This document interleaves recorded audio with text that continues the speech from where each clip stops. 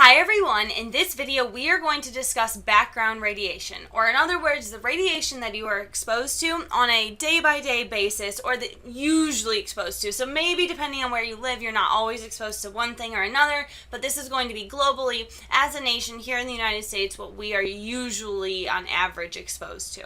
So the thing we need to do first is break apart our two major contributors. We have a major natural contributor, a natural source, and we also have an unnatural source. So our largest natural source, which you probably already know because I keep hinting about it, but just in case you haven't picked up on it yet, that's totally fine, is radon, okay? So Rn. Now we know, we've already discussed this, that uranium-238 and uranium-235 naturally decompose after a long series in the radioactive decay series to create radon. We know that when radon sits in our basements and we get exposed to it and we breathe it in, it sits in our lungs and then constantly emits out radiation, which then causes lung cancer. It's very, very bad, okay? Now, our largest non-natural, so I'm just going to call it human source, okay, or anthropogenic source, actually has to do with medical devices, medical instruments, and medical services, medical pieces or instruments, okay? So let's look at a graph of all of this, a little pie chart here. So the red sources are going to be your natural,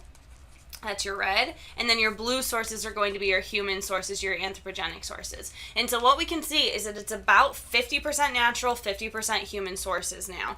Way back in the day, so about 50 years ago, before we really started to developing all these medical procedures, it used to be entirely that we were exposed to natural sources. But now, as our technology has advanced and we've actually been able to develop some really neat instruments that are helping with diagnostic parts of medical experiments, we are now exposing humans to way more radiation than we used to. So let's break this apart by looking at natural sources first. So radon we already discussed. We know that that's part of the naturally decaying series and the radioactive decay series of uranium-235. We also know that cosmic, that's any type of rays that come down. Cosmic rays, usually that's very high energy. Usually they're in the order of gamma rays. Terrestrial, that can be anything like rocks from other planets, usually meteors, we get a lot of that.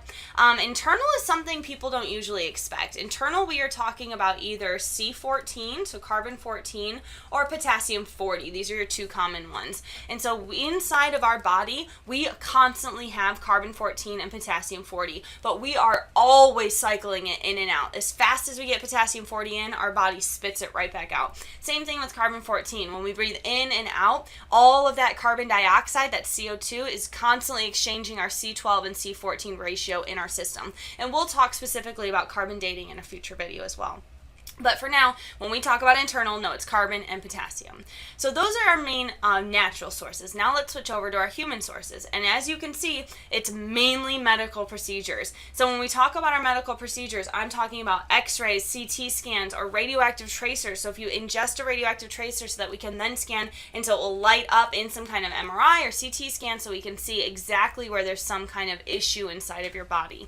So that's our natural thing and our human pieces.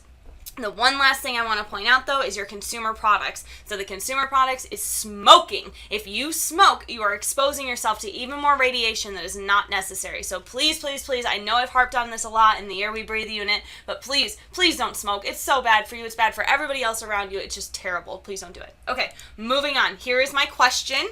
Is it possible to ever have a radiation-free planet? So will it be possible for us to ever be radiation free? Go. All right, did you get an answer?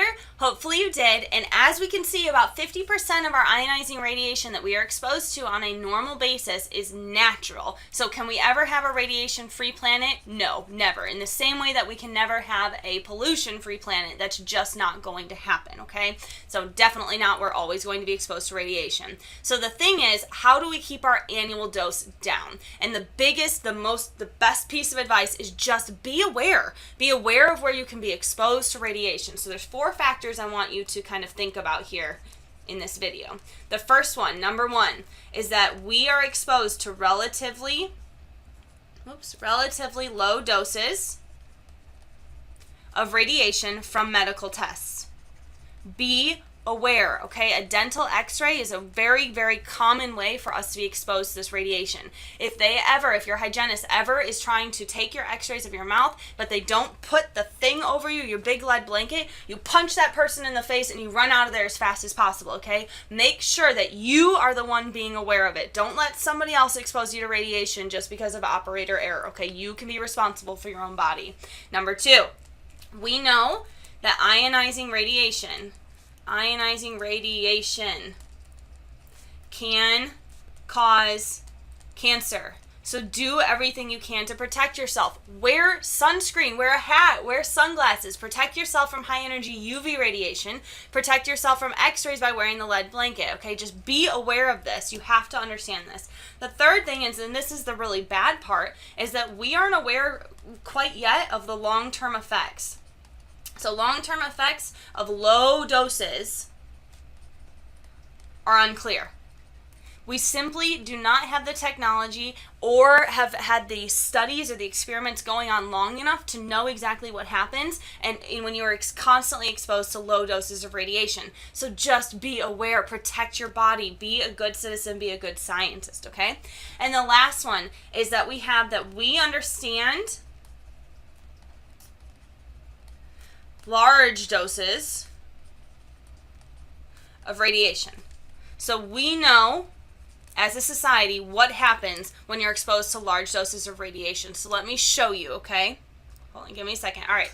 So now, our left 2 columns here and here are in units that we haven't discussed yet, so I don't expect you to know what that means. But what I want you to be able to see is that there's clearly 6 different levels of exposure to radiation. So at the smallest level, the smallest dose, usually we don't see an effect. There's really no effect. The second one, if you have a little bit more radiation, all of a sudden we start to see your white blood cell count decrease slightly. Even more, you see the white blood cell count decrease significantly. It gets really, really low, which means your immune system's down and you're not ready. You can be very prone to infection and so on and so forth. The fourth one is when we start talking about that radiation sickness, your nausea, your vomiting, your loss of your hair.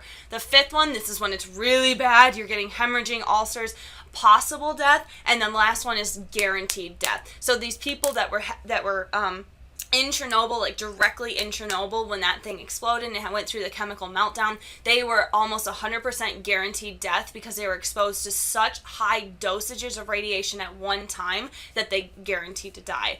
And guys, it's not a good death. Radiation exposure feels like pins and needles all over your body. So if your arm falls asleep and you get that crazy feeling and you're just trying to shake it out, that's what it feels like all over your body continuously. And then they always describe what happens in your mouth.